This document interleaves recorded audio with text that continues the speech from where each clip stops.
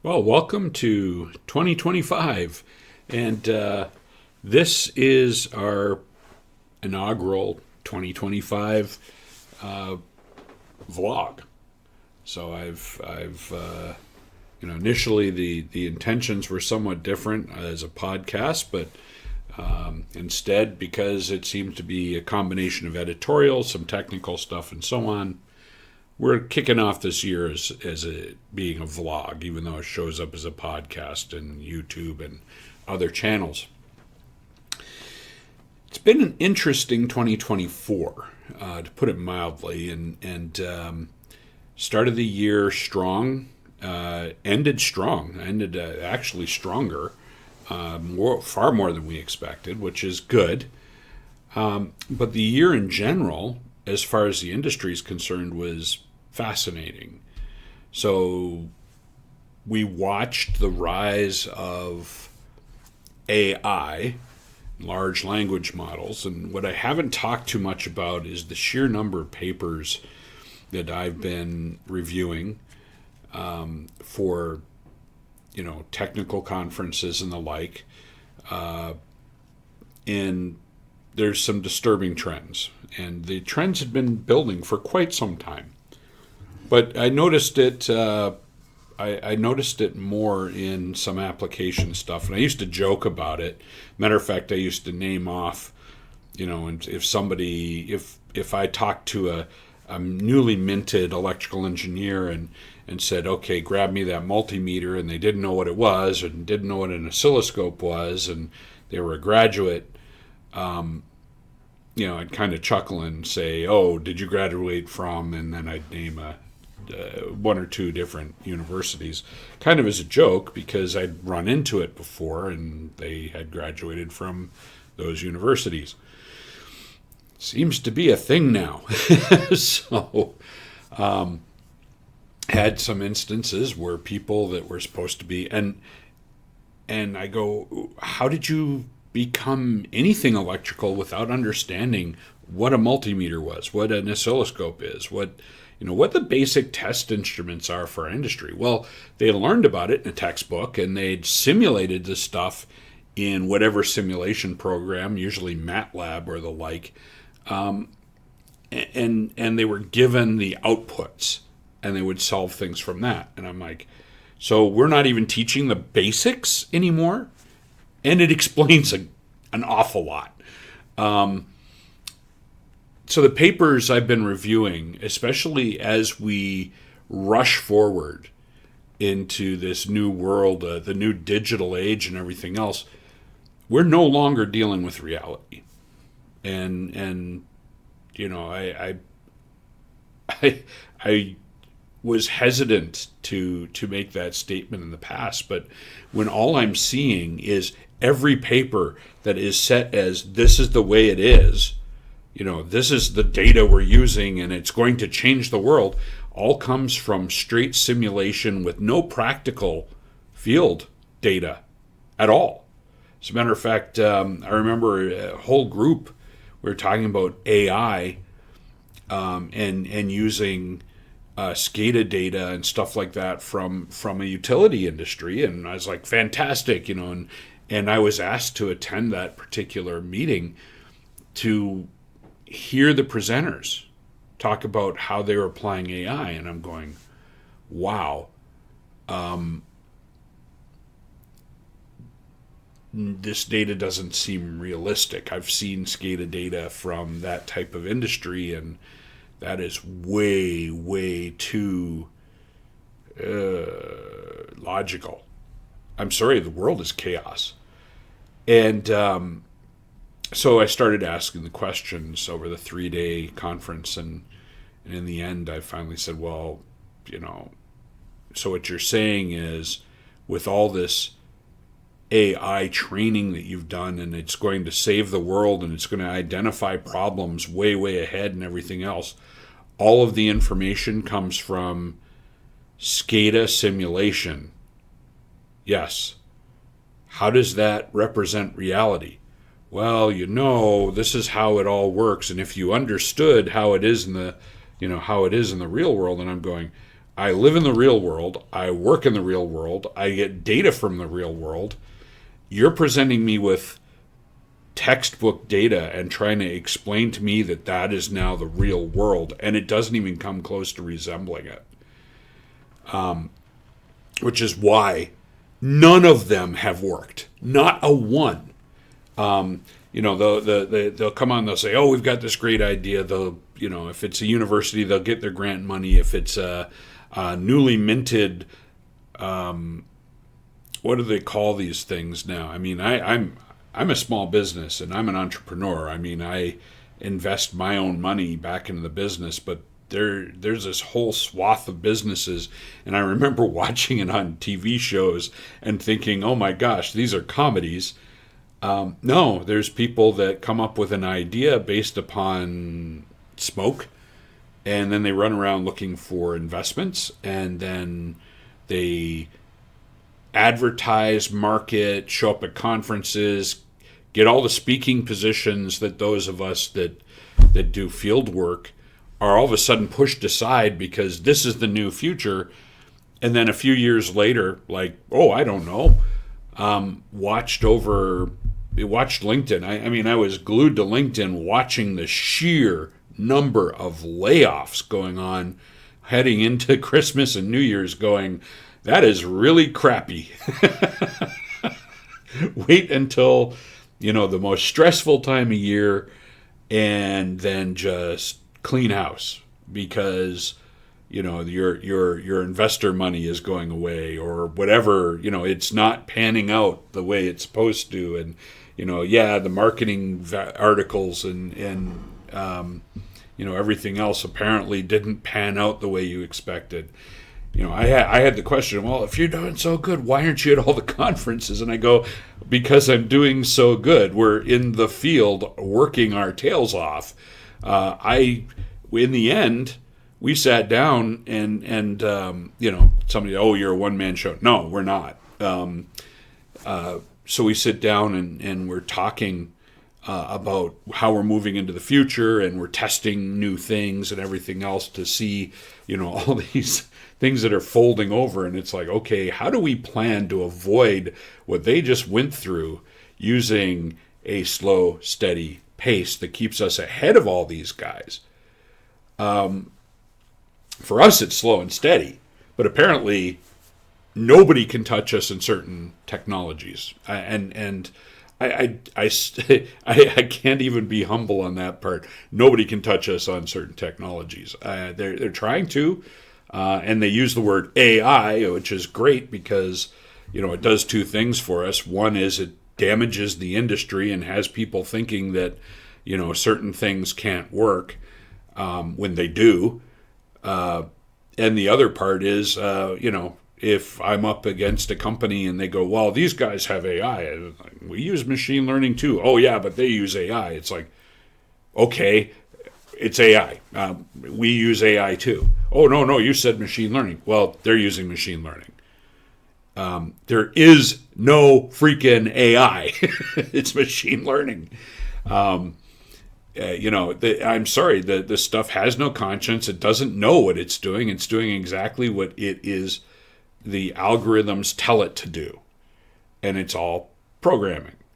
And it's complex, yes. And it takes up a tremendous amount of energy and a tremendous amount of space. And I will not quibble about this. It has some really powerful uses. And we'll sift through. I think for those who watch some of the music video things, we're building up to something. And it's a big marketing thing that I want to try this year. We're also using some what used to be, huge scaled theatrical actor based stuff. I mean, just massive thing, all broken down to something you can do on your laptop, in the cloud, whatever else. Relatively inexpensively. Just labor involved. I'm watching some of the stuff on that people are putting out on generative AI, and I'm going, yeah, it's not quite that easy, and it looks easy, It's the whole idea. It's just like when we built the Empower, the new tool we have, the current signature analyzer. Well, nobody else has even attempted to do what we did in a mere 9 weeks. And it is, we just launched version 1.1 of it. It's way ahead. I got a request as soon as we finished this, and I finished writing a paper on something else that I'll talk about in a minute. We're going to have certain capabilities that nobody has ever thought of before. Well, if I was an investor-owned company, or I had that kind of stuff going on, and I said, hey, we want to do this, and the first thing I'd have to come up with this business case, a big ROI, do all the proof of concept, everything. I don't have to do that. Guy calls me up, says, this is the problem we're having. I know it's a problem because I'm working in that industry, and I go, well, our plan for the rollout of this technology over the year was this. If I skip if I not skip a step, but if I take a half step for what we're doing for March, I can have that out in about 3 weeks. And he sat there going, really? I go, yeah, why not? He goes, well, don't you have to discuss that with the organization, all the people? No, I'm the freaking owner. I can make that decision on the spot. If it works, fantastic. If it doesn't, I've only harmed myself. So, like I said, we did really well this year. It's like, well, that's not going to work. This isn't going to work. And I heard all this horrible, horrible advice from people. And basically threw them out of my life and moved forward anyways. Had the best year ever, following the best year ever, now have independent contractors working with me on stuff, and I bring them in as I need them, and it's, that's the way I'm building the business, because we're not traditional.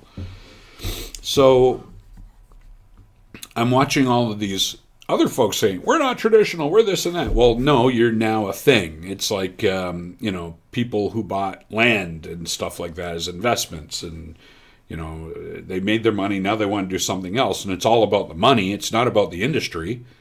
Well, if your goal is not improvement of the industry, and you're just throwing together a product that people might need a bit of it, you're not coming up with a solution. We're solutions. My goal is to solve problems. And if we happen to be profitable because of that, I'm happy. That means that gives me more freedom to do a couple of things. One is, if I don't like a customer, adios, I fire customers.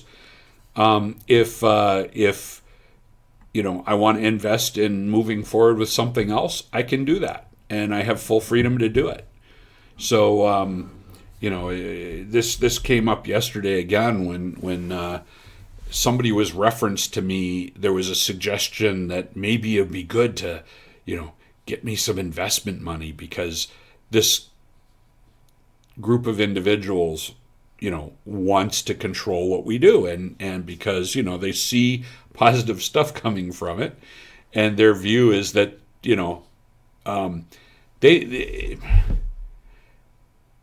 I like to create something and make sure it's good and put my reputation on it. Other people want to see that people did something, but by golly, they can't figure out how it was done. They can't figure out this and that. So do one of two things. Intimidate the hell out of them. And I am so sorry, man. If you think you're going to intimidate me, bring it on. I've had some horrible things done to me over the years. And it all comes down to what people think of you. And when you don't give two craps about what they think about you, it doesn't matter. Sorry, you didn't win. So one of the efforts by this group was intimidation, explaining to me how, it's good for me that I hand over 51% of my company, still do all of the work. Oh, they'll do this other thing, but not really. I'll have to do that too. And I just basically hand them half of my business for nothing. After laughing at them to their faces, and the person who was supposed to show up here decided it would probably not be a good idea when he looked into my background, then I'm sorry. You small guy. So the next step was to try to throw money at me, and I'm sorry. I could have retired a long time ago. I'm comfortable.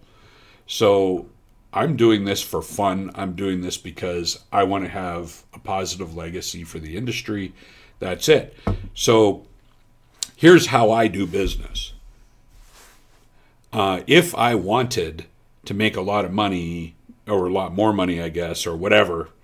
Now, actually, if I wanted to have less stress, I would have remained the employee of somebody else, or gone to a larger company and worked my way up the rank, and I'd probably almost make what I'm making now. So, I've been offered some incredible positions over the years, some multinational positions with some of the largest companies in the world in leadership. And the first thing out of my mouth when I was asked by one company, they sent a VP and some other folks in asking me to join and run 20 global repair shops. And they go, we'd like you to do that. Well, the salesperson that they had sent in to talk to me to do the introduction ended up working for me at the one company. So, but I asked the first question is like, can I publish? No. Can I do I have to turn over any of my discoveries even if they're on my own time? Oh, there is no of your own time. It's all of our time. And it's like, oh, so basically, if I just develop something that I know would be helpful to the entire industry, and I want to write it in a paper and publish that paper, no, you have to pass all papers through whoever, and if there's patentable material, we get to keep it. Okay, what about if I get assigned to this and that with different standards group? Oh, you're not going to have time for that. So these are the things that I'm in industry to do. Why would I surrender all of that just for working for that company and doing well for them and everything? And the funniest part was, part of it, they wanted to use my network to bring in work. And I said, well, my network exists because I publish, because I write, because I do information, I do research and then get it out there for people to use. I mean, there's things that are, I call IP, that are ours, and that stuff isn't shared. People think I share everything. I don't share everything. I share a lot of stuff that makes a lot of sense. The funniest thing is I'll share stuff that you can learn about what we do and the underlying principles behind it, but you don't learn how. And so we've had, other companies purchase stuff, download, documents, things like that, and then turn around and say they do the same thing, but then you look at the crap they put out, and no, they don't. They didn't do the work. They didn't figure out how to do it. They just copied and pasted, basically, things. And I'll tell you the secret, because I know they're not, well, some of them might watch this. I don't share everything. So, and once in a while, I've been known to sneak something in on what I'm writing about, so that if you were to exactly copy it in order to do what we do, try to take that business away from us, oh boy, are you in for a surprise. I've seen that a few times. I've been in the industry, we were just talking about it, the wife wants to think that I've only been in 30 years, and I go, no, actually I started when I was 16, but technically on the motor side, I started when I was 18 in the Navy. So that means that I have been in the industry for 40 years. Going on 41 years. So I've been around, and in every position I've ever held, I've been in some form of leadership dealing with customers and other companies, and being mentored by people that are no longer with us, and some that are still there, but they're basically out of the picture. And, I've seen a lot. Once in a while, I'll be surprised. Once in a while, people make sure to remind me that people are not inherently good. Things like that. So, I run into a lot of that. I was brought up a little differently, so, early on in particular, I'd be taken in on stuff. But people will notice now, if you try to push me down a path, if I feel I'm being pushed down a path, I know it's not good for me, and sorry, I'm gone. The end result had been a couple of cases where I have ended up with, what's the word for it? Narcissists, and the like, that have felt the need to get involved, and they come to you as if they need help, and then over time they begin to try to control what you do and force you out of what you have set up as goals and plans to accommodate their own goals and plans. And, I had one that was a business partner, an employee at one point. And he was an employee because he came to me desperate to get out of where he was. It was the worst decision I ever made. In the end, when he threatened a customer, I'd been unaware of some of the stuff going on. I was just as busy. I was having to do work and sometimes rework while I was trying to help this, I thought, poor guy out. And apparently I was naive. And I'm willing to admit that because, my career is to help people. And apparently I insulted him somehow. And to this day, I don't know what I did. But he felt that it would be a good idea to try to destroy my company. So he was gone. Took a year, but got him out. And then during that discovery time, oh my God! Well, let's just say the courts qualified everything that we discovered, and we won. Let's just put it that way. And of course, then the revenge stuff started happening, and still dealing with that. But that would require that I gave a shit about what he thought and what others thought, and I think they've been learning otherwise. It got me out of some things that I was involved in, and I'm moving on and doing well now that I'm away from that particular environment. So, and once I got my focus back into the stuff that I enjoy doing, because I no longer had to feel obligated to anything, because I keep my word. If I say I'm going to do something, it's going to happen. I worked for somebody for 5 years, and it was a situation in which 3 years in, I said, geez, I got to get out of this. But I'd promised 5 years, so I did 5 years. It's important to keep your word. It's important to, support what you believe in. So, in any case, as things continue, now that I'm focused where I should have been focused, and I can't say that things did not turn out well. Matter of fact, they have. The timing was perfect.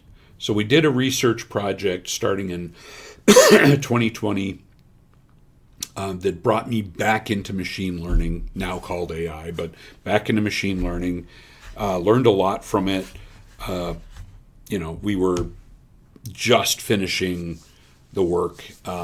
and it went well. It went extremely well, far better than we expected. I published a paper on it, just kind of giving an idea of what we did to provide a roadmap for people for the first ever actual hybrid AI system, meaning that we had parallel, classification, parallel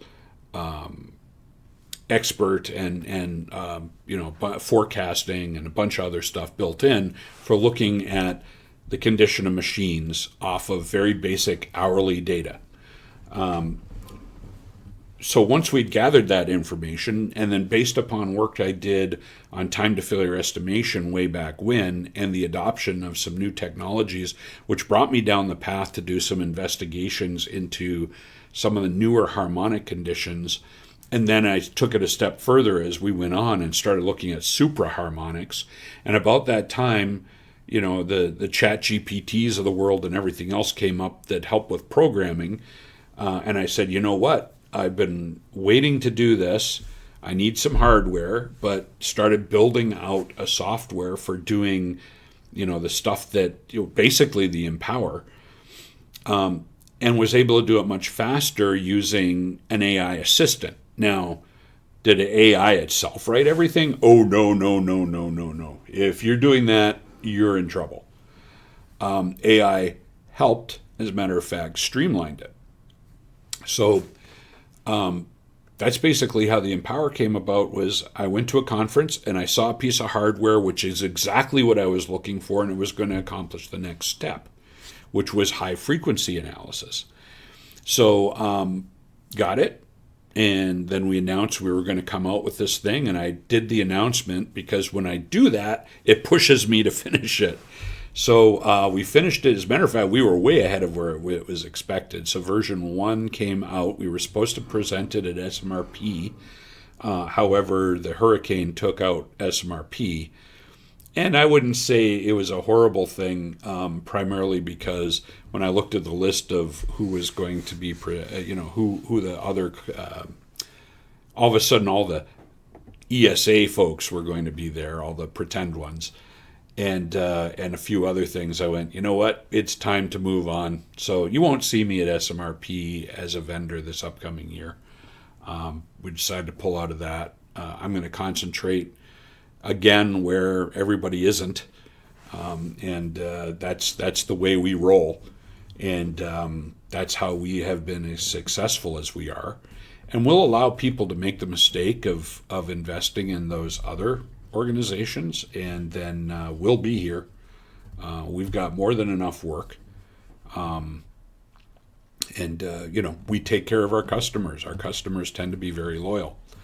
So I'm not, let's just say the MotorDoc is not desperately running out trying to find stuff. As a matter of fact, we've been turning stuff away, especially in the last several weeks when I said, you know what, I am taking some time off to recover, to get some things taken care of, to follow up on some other projects and get those all put together. And then we can blaze forward again. Also, over the last year, I was assigned to the CGRE National U.S. National Committee, and they assigned me as the regular member for A1, which is large electric machines and power generators. So primary reason has to do with the work I'm doing in wind, of course, but also some other work. Did you know that we have been using our technology on large steam generators? Well, we have.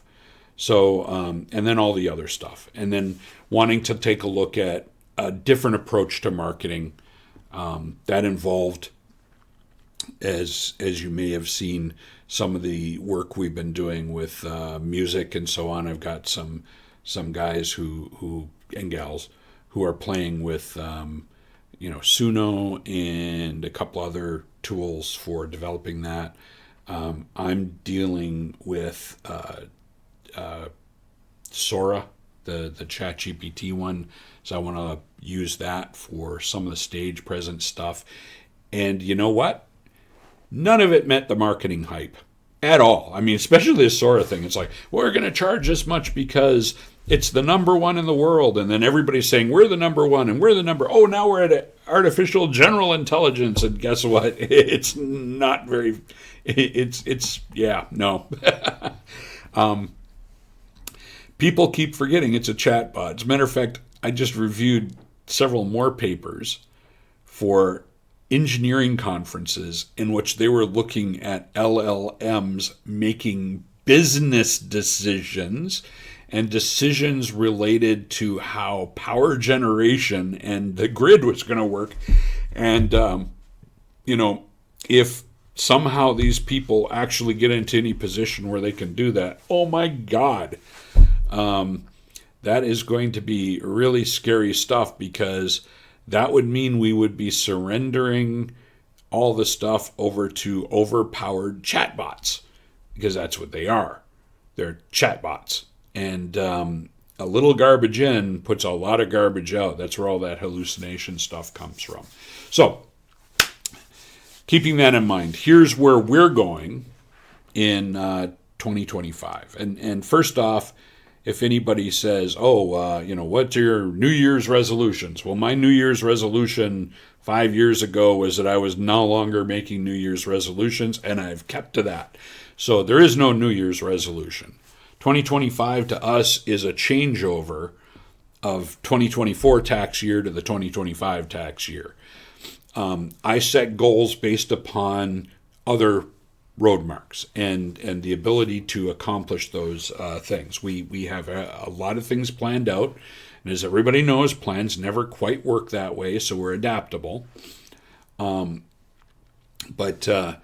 we've established the Empower. We have been pushing forward the empath systems, both the continuous monitoring and data collection. The Empower was meant to be primarily a tool for those who we made calls on that couldn't afford an empath system. So we have a lower cost system under 10K for a current signature analyzer, which turned out to have certain capabilities that we can't get out of the empath system. So now we have some options that allow us to do some things.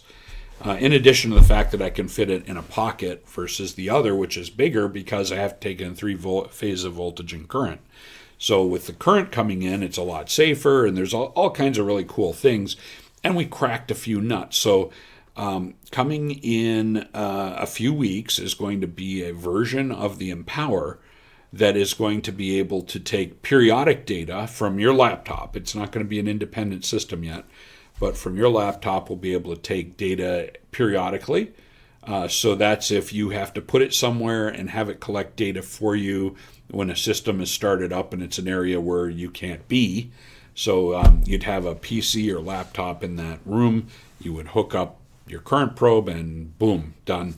Walk away, come back, or you can monitor it longer if you wish. That's also going to, and we're also going to go ahead, because we were already in step to do it, include the wind power defig wiring tester. That's going to be part of that. That should be available before the end of January. All existing users, you get that. And then the first week in March at the Wind O&M conference, we'll be releasing the full wind capability for the Empower system, as well as the empath system, or the CMS E1 and the empath system. Each have different capabilities, each have different goals, and we've set it up so that it's not a big difference if you want both. So empath users get to get a discount on the Empower. Empower users get to get a discount on the empath. That's not a short-term goal. That is as long as we carry both. And the purchases are done through us or one of MotorDoc's reps or distributors. So that's that part. And then by the summer, we will have finished testing our continuous monitoring version of the Empower. The goal is to have all the features I've wanted, that I don't have to work with others to get, single phase of current right now. The goal then is not power quality or loose connections. It's going to be all of the other stuff that you would use vibration for and would need to put a bunch of sensors on, which is what I'm writing about today, and you've heard me talk about before. But in any case, that system, we are testing out some edge-based AI systems that are going to be able to do everything that you have to buy cloud systems for right now at the point of test at the edge. That way the data does not have to go on the cloud. It can go anywhere you want. It doesn't have to be wireless, can be wired, all that stuff.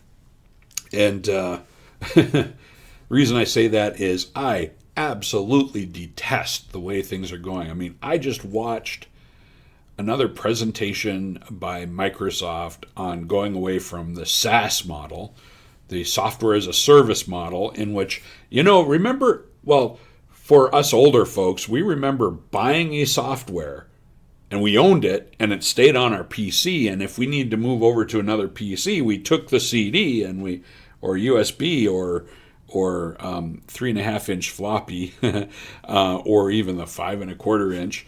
And we took it to the next PC, like if something happened to ours, and we installed it and it ran. And that was great. Nope, now you got to rent your software. I just spent almost $20,000 in MATLAB fees, and another $10,000 in a technology fees, and I got more. So I just spent between $50,000 and $60,000 in annual fees for technology I thought I owned, but apparently I'm renting. That's SaaS. I detest SaaS. So that's why when we sell something, you own it. As a matter of fact, you get the updates. We're going the opposite direction. So as long as we can support it, we're going to do it. No, now they're talking about some convoluted version of that in AI where they make your decisions for you. Let me repeat that. That means if you're using your word processor and their AI decides that what you're writing is not good for them, they change it.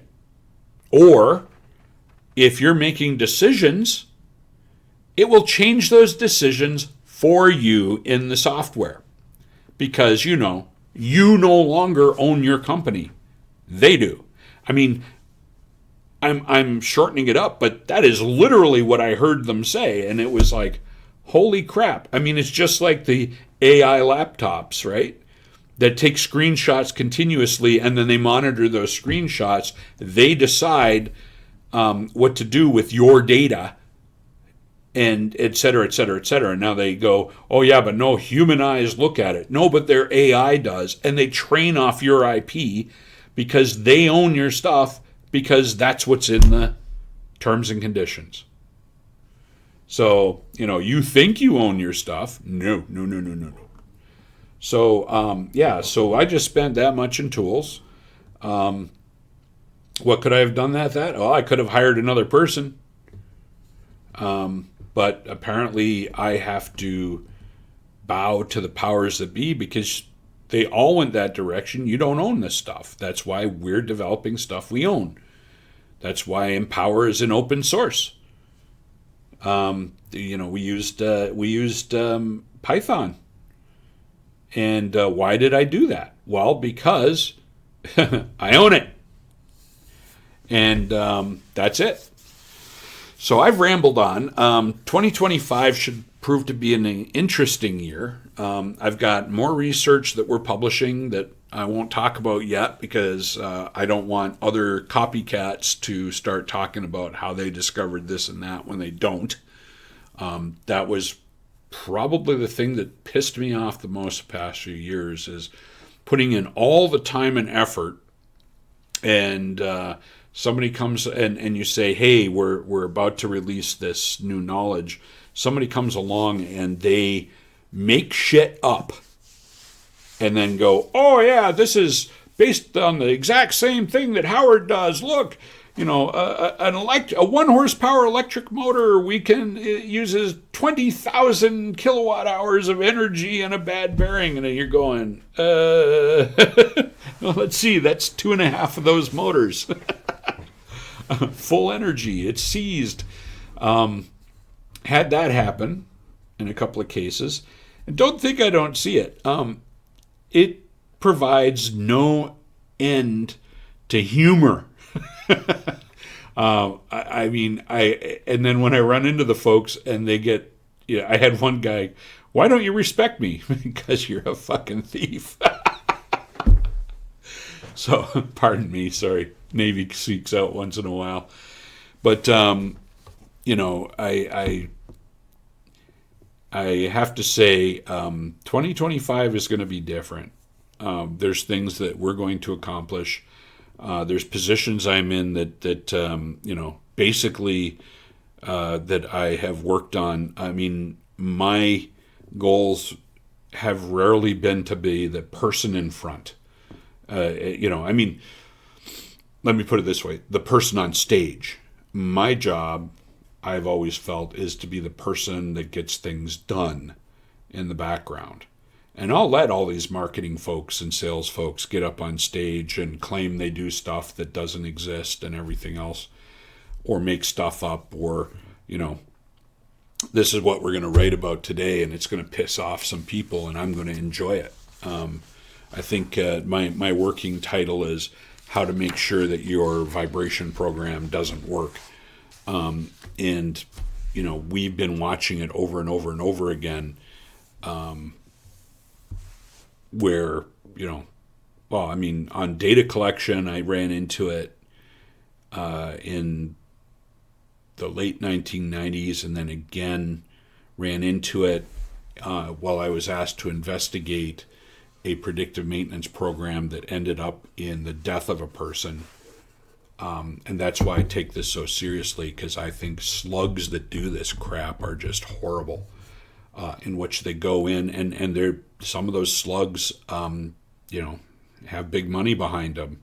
Don't care. If they're slugs, they're slugs. It doesn't matter what they've got behind them. But when I go in and I see a transducer sitting in the middle of a motor and things go horribly wrong. So, for instance, in the case, a fan failed on a critical application in the pharma industry, causing contamination of a experimental drug that caused, well, I told you that. Now I go out and I go everywhere, and in order to compete price-wise, because somebody in management says, oh, we need AI, or we need wireless this, or we need this and that.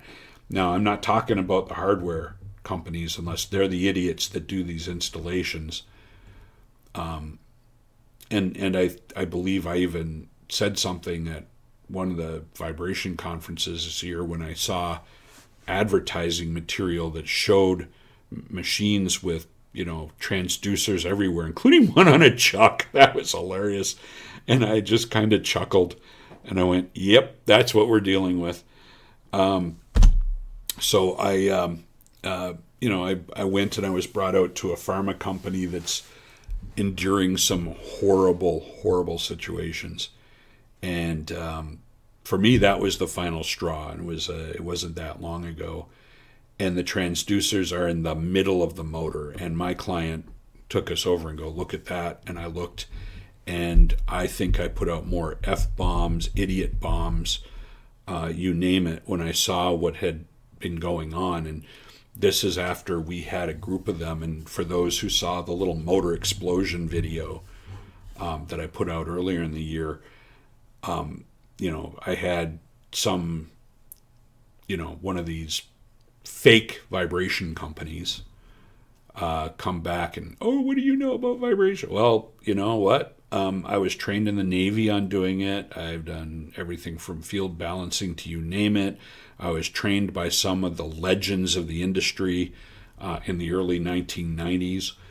And while I managed those programs, I also went out because I'm a believer in, if I'm going to send somebody out to do something, I have to understand the job so I can make sure it's done safely, on time, and on budget, right? As well as understanding what they're doing so I can explain to a customer what is going on. And I believe that's part of what built my career. So, they complained that how dare I suggest that they did something wrong. And I said, well, because you did. That transducer did not pick up the bearings at all. And the bearings had gotten so bad, the rotor dropped, dragged on the stator, and destroyed it. And that's not an isolated incident at that plant. The sheer number of bearings we're finding, and the vibration company had told the customer, that ESA and current signature stuff, that's lying to you. That's not true. When it's their bullshit crap that was damaging the customer. So it was price-based from what I understand, but that's verbal. I won't say that. But you'll see pictures in the magazine, in the article we're writing. I've been enjoying, there's some places that will not publish some of the stuff I've written because they're afraid their advertisers will come after them, and then the advertisers will write some marketing piece that does damage to the industry because people believe it's true. That's one of the issues I'm having with the ChatGPT stuff right now. That's their new search engine will pull up, I asked for technical data on a subject. It pulled up basically marketing data off of a website that's paying advertising. And that's the only information that was produced. And I went to Google and I said, I need this information. The first 2 pages were advertising before I could get to the data I actually needed. So, we're going to have some fun this year. I guess you could call it my engineering protest 2025. And, I've already had, like I said, people do some pretty horrible things to me to shut me up or cancel. And, sorry, ain't happening. Matter of fact, as I've said before, I still have the powerlifting mindset. Get in my face and try to intimidate me, that results in a headbutt. I don't get intimidated that well, that easily. I can say it, but the proof's in the pudding. I still own my company. I'm still me. I'm still doing what I think's right. I'm still being elevated by the engineering community into positions in which I'm writing the documents and helping put together the standards that these yahoos have to follow. That's right, you heard it. So right now there's some standards that are being written that will have a huge effect on it. Finally, my predictions. The AI ML bubble bursts before 2030. So I'm watching people doing all this investment and everything else. I'm watching all these data centers growing like crazy. I'm watching all these, industry leaders being fooled into thinking certain things. They're learning the hard way. Now, if they were told the truth about what the technologies are capable of doing, they would know they still have powerful tools, but they are not what are being told they are. So, we investigate the tools. We take baby steps, and as soon as we know what the capabilities are, we take full advantage of them and blaze forward. It took quite a while for me to feel comfortable with the different machine learning systems meant to help coding before I built the Empower system.